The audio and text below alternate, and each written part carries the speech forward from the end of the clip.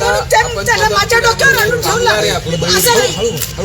आपल्या पदमपुऱ्यात कामगार आहे मयुरी वर्तुले, तिला आपण तिकीट दिलेलं आहे असं नसतं. सर तुम्ही आम्हाला जर म्हटले असते तुमचं काम कमी आहे आम्ही मान्य केलं असतं. कुणाचंच काम कमी नसतं. टीमला निर्णय करताना एकाचं नाव काय रात्री तुम्ही निर्णय बदलतात काय हे मग तुम्ही सांगायचं ना आम्हाला विश्वास घ्यायचं होतं ना. डायरेक्ट तिकीट कापली कशामुळे थोडंसं मी बोलते शांततेने बोलायचं आपल्याला. भांडण पक्ष आमचा आमचं काय म्हणणं आहे 18 महिलांचं बोलले होते त्यापैकी 7 महिलांना तुम्ही दिली.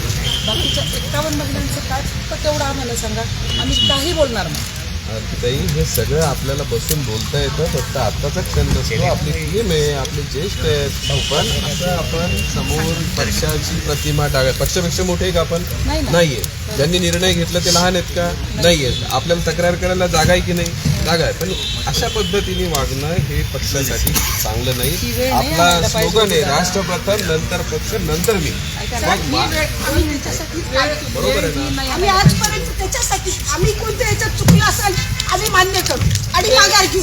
फक्त तुम्ही दाखवायचं इथं चुकलो आम्ही. एवढी वेळ कोणी काय सांगतो तुम्हाला की 10 जण ऐकणार असतात. तुम्ही जर आम्हाला 1 महिना आधी ऐका ना 1 महिना आधी किंवा 8 दिवस आधी जरी म्हटले असते की ताई यांना देणार आहे ताई तुम्ही नका करू तुम्ही फक्त या माणसासाठी करा आम्ही केलं असतं आम्ही मान्य केलं असतं.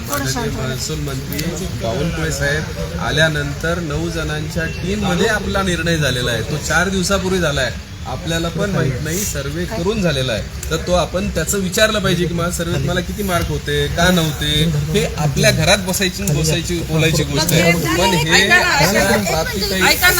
ऐका ना तुम्ही हे प्रत्यक्ष दाखवायला पाहिजे असतं की हे तुमचं इथं लिस्ट मध्ये नाव नाही. आम्ही मान्य केलं माझं तर टॉपवर नाव होतं लास्ट पर्यंत टॉपवर नाव होतं पक्षामध्ये. ऐका जिथं त्या एका ज्या बाईचं कुठंच नाव नाहीये कुठंच काही नाहीये त्या महिलाला तुम्ही 2 घंटे आधी तिकीट देता. आणि मी रात्रंदिवस 20 वर्षापासून काम केलं.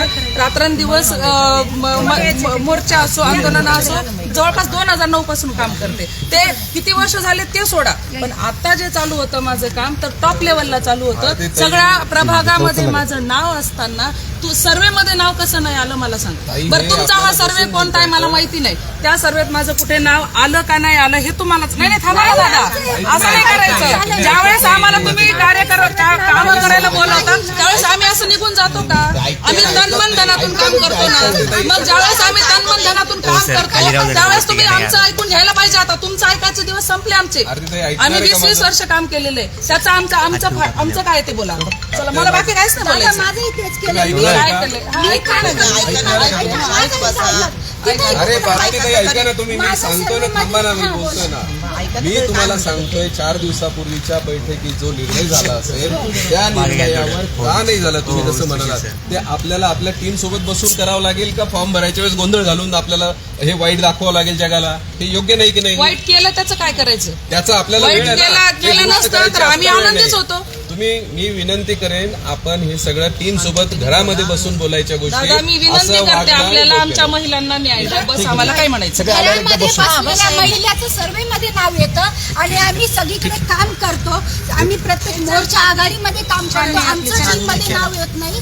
सर्वे मध्ये ज्या महिला घरामध्ये बसून आहे त्यांचं टीम आणि सर्वे मध्ये नाव येत आहे. हा आमच्यावर झालेला अन्याय आहे आणि भारतीय जनता पार्टी पक्षाने आम्हाला न्याय द्यावा एवढीच आमची वरिष्ठ नेत्यांकडून मागणी आहे. कारण स्थानिकचे नेते आम्हाला न्याय देणार नाही. ओके. आणि शेवटी आम्ही पक्षासाठीच काम करतोय. पक्ष आमचाच आहे आणि त्याप्रमाणेच आम्ही त्यांना धरून चाललेलो आहोत. धरा नाही तर झेंडे घेऊन मारत नाही. नाही